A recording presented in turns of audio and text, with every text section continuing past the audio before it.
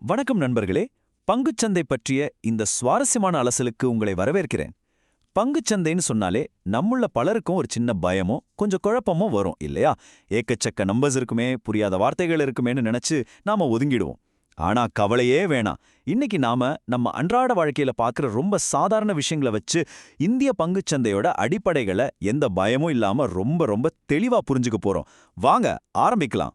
சரி, இன்னைக்கு நாம என்னென்ன விஷயங்களை அலச போறோம்னு சுருக்கமா பாத்திரலாம். முதல்ல டிஜிட்டல் மண்டி, அப்புறம் கூட்டு மாவு இயந்திரம், மூணாவதா உங்களுக்கான 3 முக்கிய கணக்குகள், அடுத்து முட்டைகள் மற்றும் கூடை, அஞ்சாவதா சந்தையின் பஞ்சாயத்து தலைவரான செபி, கடைசியா மாயா ஆடு உஷார். இதான் இன்னைக்கான பிளான். சரி, முதல் பகுதிக்கு போகலாம். டிஜிட்டல் மண்டிக்கு உங்களை வரவேற்கிறேன். இப்போ உங்ககிட்ட ஒரு கேள்வி. பங்குச்சந்தை அப்படிங்கிறது நம்ம ஊர்ல நடக்கிற சாதாரண சந்தைய, அதாவது மண்டிய போன்றதுதான்னு சொன்னா உங்களால நம்ப முடியுதா? நிஜமாங்க, அதுதான் உண்மை. நம்ம ஊர் சந்தையில காய்கறிகளையும் தானியங்களையும் வாங்குவோம் விற்போம் இல்லையா? அதே மாதிரி இங்க உண்மையான வியாபாரங்களோட உரிமைகளை வாங்குறாங்க, விக்கிறாங்க. அவ்வளவுதான் வித்தியாசம். சிம்பிள் இல்லையா? நீங்க நினைக்கலாம், பணத்தை பேங்க்லயே பாதுகாப்பா வச்சுக்கலாமே. அது உண்மைதான். சேமிப்பு ரொம்ப பாதுகாப்பானது, அதுல ரிஸ்க் ரொம்ப கம்மி.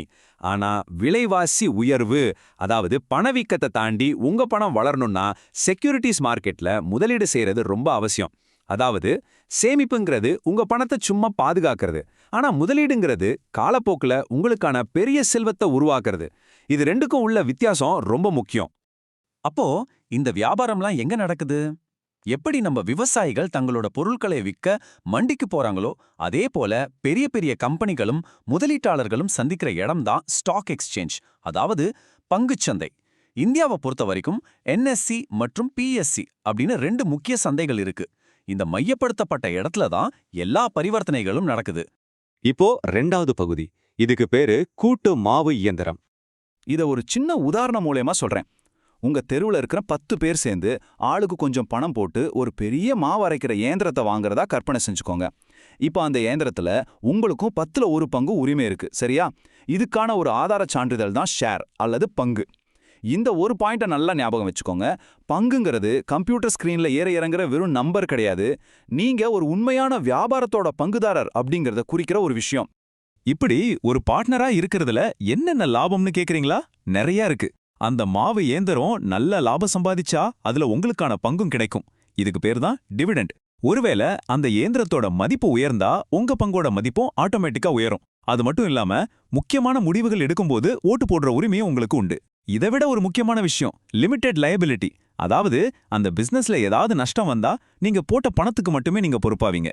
கம்பெனியோட கடனுக்காக உங்களோட சொந்த சொத்துக்கள் எதையும் யாரும் கேட்க முடியாது. இது ரொம்ப பாதுகாப்பானது இல்லையா? முதலீட்டு உலகத்தோட ஜாம்பவான் பீட்டர் லிஞ்ச் சொன்ன ரொம்ப ஃபேமஸான ஒரு அட்வைஸ் இருக்கு. அவர் என்ன சொல்றாருன்னா, உங்க முதலீட்டுக்கான காரணம் எவ்வளவு எளிமையா இருக்கணும்னா அதை ஒரு சாக் பீஸ் வச்சு வரைஞ்சு காட்டுற அளவுக்கு சிம்பிளா இருக்கணும். அதாவது உங்களுக்கு சுத்தமா புரியாத ரொம்ப சிக்கலான வியாபாரத்துல எப்பவுமே முதலீடு செய்யாதீங்க.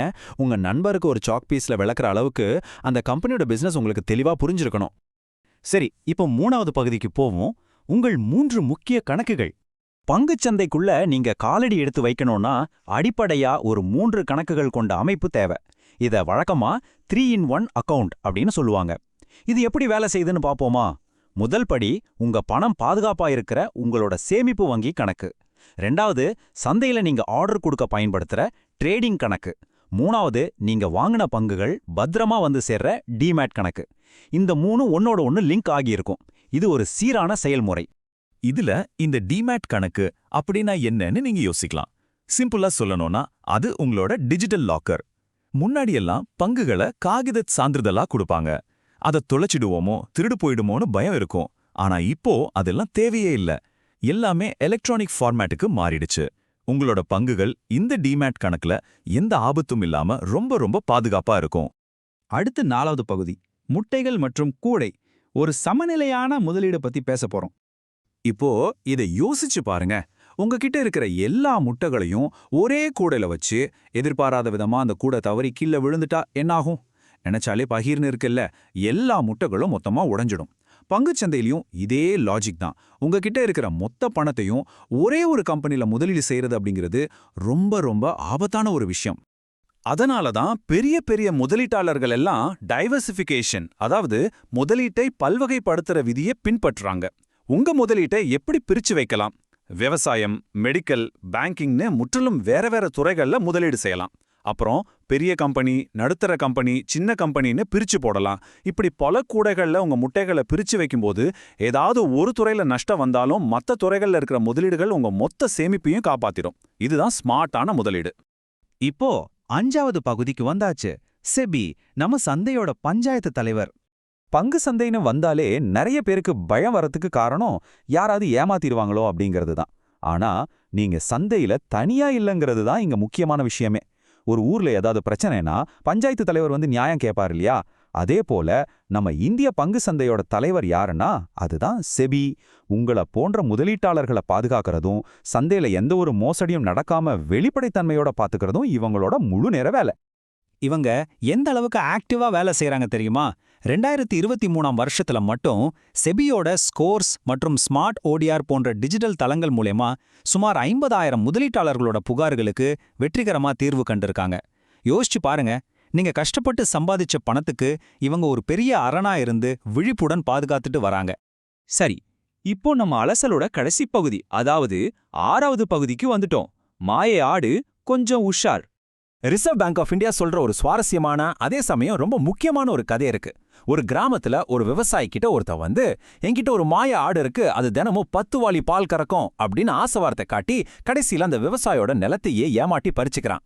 இந்த கதையிலேருந்து நம்ம தெரிஞ்சுக்க வேண்டிய பாடம் என்ன? பங்குச்சந்தையோ அல்லது வேற எந்த முதலீட்லயோ ஒரே நாள்ல உங்களை கூடீஸ்வரனாக்குறேன், இயற்கைக்கு மாறான அதிக லாபம் தர்றேன்னு யாராவது வாக்குறுதி கொடுத்தா அது 100க்கு 100% மோசடிதான். அதனால எப்பவுமே இந்த ஒரு கோல்டன் ரூலை ஞாபகம் வச்சுக்கோங்க. அதுல இருக்கிற ரிஸ்க் என்னன்னு முழுசா புரிஞ்சிக்காம வெறும் லாபத்தை மட்டுமே துரத்திட்டு போகாதீங்க. ஒரு முதலீட்டு திட்டம் கேட்கறதுக்கு ரொம்ப ரொம்ப நல்லா இருக்கு, எந்த ரிஸ்க்கும் இல்லாம இவ்ளோ லாபமா அப்படின்னு உங்களுக்கு தோணுச்சுன்னா அது கண்டிப்பா ஏமாத்த வேலையா தான் இருக்கும். உங்க பணத்தை எப்பவும் புத்திசாலித்தனமா முதலீடு செய்யுங்க. இன்னைக்கு இருக்கிற டிஜிட்டல் உலகத்துல ஆன்லைன் மோசடிக்காரர்கள் கிட்ட இருந்து தப்பிக்க சில முக்கியமான விதிகளை நம்ம கண்டிப்பா ஃபாலோ பண்ணணும். யூடியூப்லயோ வாட்ஸ்அப்லயோ நான் பெரிய ஃபின்ஃப்ளூயன்சர்னு சொல்லிக்கிட்டு அவங்க கொடுக்குற டிப்ஸை கேட்டு கண்ணை மூடிக்கிட்டு பணத்தை முதலீடு செய்யாதீங்க. நம்ப முடியாத அளவுக்கு கேரண்டியா லாபம் வரும்னு சொல்றவங்கள ஒதுக்கிடுங்க. நீங்க முதலீடு செய்ய போற நிறுவனம் அல்லது தரகர் செபில அதிகாரப்பூர்வமா பதிவு செஞ்சிருக்காங்களா அப்படிங்கறத அவங்க வெப்சைட்ல செக் பண்ணுங்க. ஏதாவது மோசடி நடந்தா தயங்காம ரிசர்வ் வங்கியோட சசேத் போர்ட்டல்ல புகார் பண்ணுங்க. அடடா, நாம இன்னைக்கு எவ்ளோ விஷயங்களை ரொம்ப சுலபமா கத்துக்கிட்டோம் பாத்தீங்களா? பங்குச்சந்தைங்கிறது ஒரு டிஜிட்டல் மண்டி, ஷேர் அப்படிங்கிறது ஒரு பிசினஸ்ல உங்களுக்கான சின்ன உரிமை, செபி அப்படிங்கிற பஞ்சாயத்து தலைவர் உங்களை பாதுகாக்கறாரு, அப்புறம் எப்படி பணத்தை பிரிச்சு போட்டு ரிஸ்க குறைக்கணும்னு எல்லாமே பார்த்தாச்சு. இப்போ சொல்லுங்க, செபியோட பாதுகாப்போடும் இன்னைக்கு நீங்க தெரிஞ்சுக்கிட்ட இந்த புதிய அறிவோடும் வெறும் ஒரு சேமிப்பாளரை மட்டும் இல்லாம இந்த டிஜிட்டல் மண்டிக்குள்ள தைரியமா ஒரு முதலீட்டாளரா உங்க முதலடியை எடுத்து வைக்க நீங்க தயாரா? இதே ஆர்வத்தோட தொடர்ந்து கத்துக்கோங்க. இந்த அலசல் உங்களுக்கு ரொம்பவே பயனுள்ளதா இருந்திருக்கும்னு நம்புறேன். உங்களது முதலீட்டு பயணம் சிறக்க வாழ்த்துக்கள். OTS ULU. Knowledge is one of the best investments you can make, and continuous learning keeps you sharp. Subscribe to OTS ULU on YouTube.